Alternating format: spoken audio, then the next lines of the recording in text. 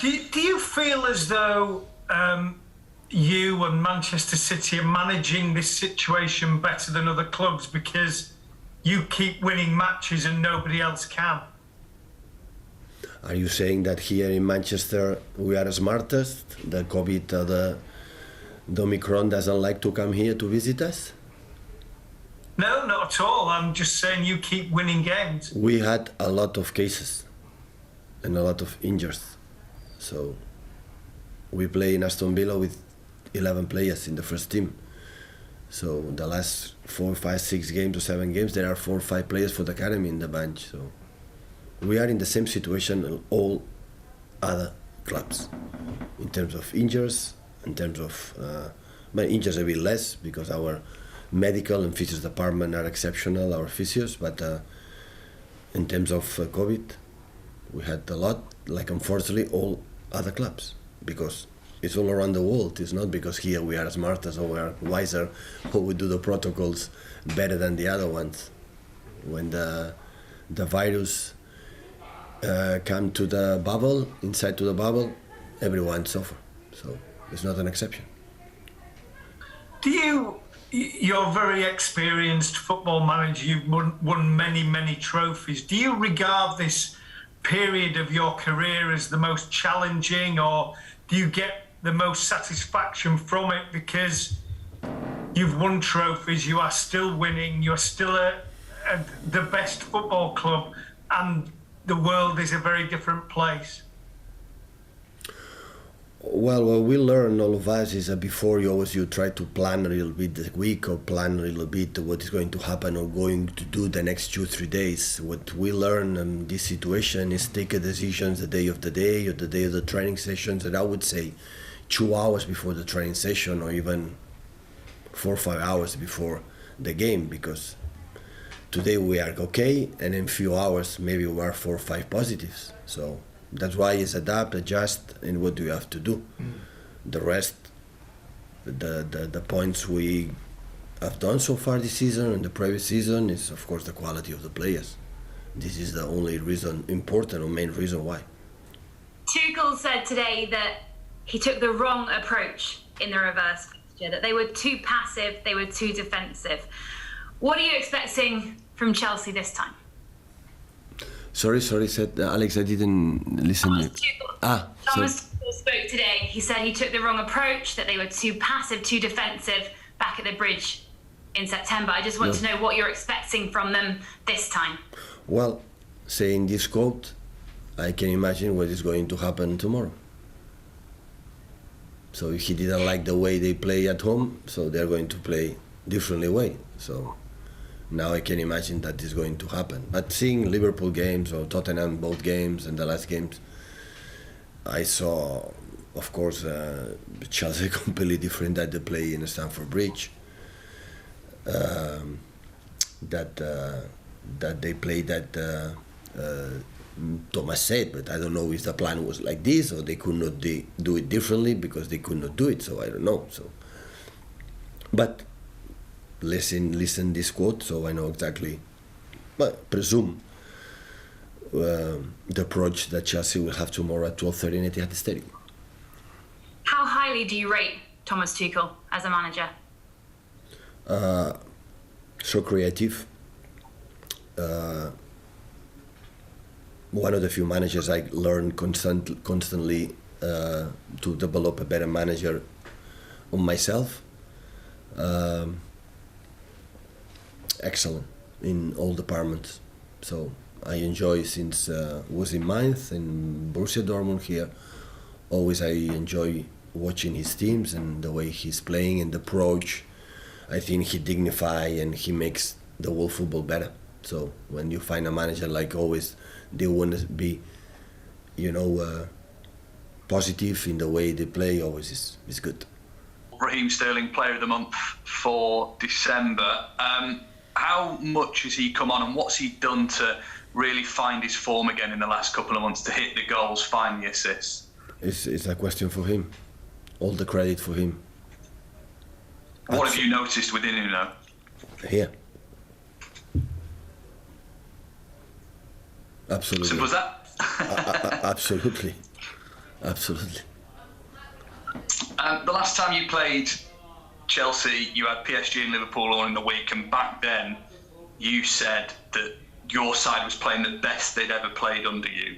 Have they developed even further since then? Have they got even better? Michael, football is every day. I would say the last 2 games was not the best games we have played. I would say the wrong games we have played in the last month or 2 months. So football is constant evolution, and you have periods that you are playing good, but the key is sustain that for a long time as possible. And it is what we have to do. And tomorrow we know the test that we have ahead of us. So it's the champion of Europe, European champion. So an excellent team in all departments, and the way they play, experienced teams, personality. And but it's another test, another game to try to win, to make 3 more points and come back in our best way. Yeah, Mike touched on what I was going to ask earlier about the game at Stamford Bridge. I was looking at the stats. You had 60% possession against a very good team. They had no shots on target. How close to your version of perfection was that performance? And do you think that you've got better since that performance? Well, first of all, was a month ago. Second is every game is completely different. Of course, the performance was really good because minimizing the champion of Europe and what they have done when they were all players fit and all players were there. So it was really exceptional. But in that moment, we were below them. We know the difficulty. If we didn't get, we would not have get points that when we play in Stamford Bridge, and our commitment and our with the ball and without the ball was exceptional. So that's why we won. Unfortunately, with a short margin, we could score much more because we have 3, 1 against 1 without keeper to score more goals. But the victory was nice. But tomorrow will be completely different because we learn from that. Still, we can do better things, especially in attack. And of course, they will change, like Chelsea manager said. They're going to change the approach, and they know they have to get points to be still there. Pep, in recent games, you've given younger players the opportunity in Cole Palmer and James McAtee. Is that something that satisfies you just as much as bringing in a signing for, let's say, 50 or 60 million pounds? It's a question of patience. So not all the academy players can play with us. Some of them they can play. They play in a cup. Cole because he's more settled right now, but James McAtee can play as well. So we know them, and there is 1 or 2 more players that had the feeling that they can help us and they can be involved in the future. But they have to be patient, and still there are a lot of paths, big road to follow to become a settled and officially a player, like a big chance to be with us. Pep Guardiola will be hosting Chelsea over at the Etihad. The kickoff is at 8:30 p.m. tonight. And Pep Guardiola there did mention that the club has been hit with COVID cases. So I guess the question to our guests, Aiman and Ellie, is that how much will this really impact his squad then, like going into such a big game? Or will it not? Because he's already trained his players to play in all positions and he can just throw anyone in, kan? I don't know, because talking about COVID cases, every team has got it. But next we are going to hear about Tuchel, right? And I think he got some very, very good points about that, about how they actually manage the COVID cases, about how they manage the players with the fixture congestion that we have right now, with all the cups, with all the league games that are being played, and looking at how Pep actually fielded his team against in the FA Cup game shows that he is actually looking at this game as well in more priorities, more than none. Right. More than Chelsea, because Chelsea had to field their best team against Tottenham Hotspur during the Carabao Cup. So I think this works in his advantage as well, the way he managed it. And I don't want to say about, I don't want to talk about luckiness, but I think is a bit lucky when the COVID cases as well as the injuries doesn't really impact as much as the other teams, as much as your Chelsea's or your Arsenal or the other teams. I like the Aiman mentioned the term lucky because that's the word that people have been selling or people have been using when it comes to assessing City's consistency in getting points. But then the way Pep replied to that is like, you want to call us lucky? Maybe yes, maybe not. Because at the end of the day, not that they have their own bubble to protect themselves from this COVID. Like everyone, they face the same environment, like sure training ground, and it all boils down to one thing.